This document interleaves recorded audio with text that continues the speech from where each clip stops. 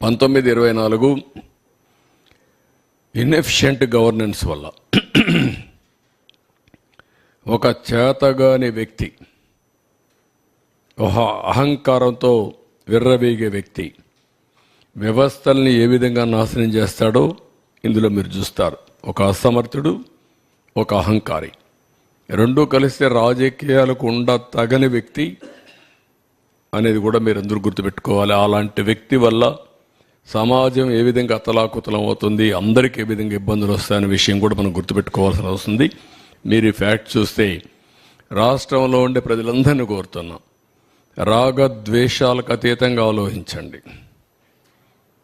ఏదో మీకుండే సిద్ధాంతాలు లేకుంటే కులమో మతం కాకుండా ఇంపార్షియల్గా మీరు ఆలోచిస్తే మీకే అర్థమవుతుంది ఎంత నష్టపోయాము. వే ఫార్వర్డ్ ఏం చేయాలని కూడా ప్రజలకు ఎక్స్ప్లెయిన్ చేయడం ప్రయత్నం చేస్తాను. ఇంకా సజెషన్ తీసుకుంటాం, దానిపైన ముందుకెళ్తాం. నెక్స్ట్ ఫస్ట్లో 95/2004 ఇప్పుడుండే పవర్ సెక్టర్ రిఫార్మ్స్ అన్నీ ఆ రోజు అమలు చేసిన power sector reforms. First state in the country to introduce power sector reforms 98లో అమలు చేశాం.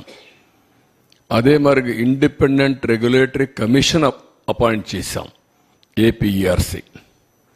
దేశంలోనే మొట్టమొదటి రెగ్యులేటరీ కమిషన్.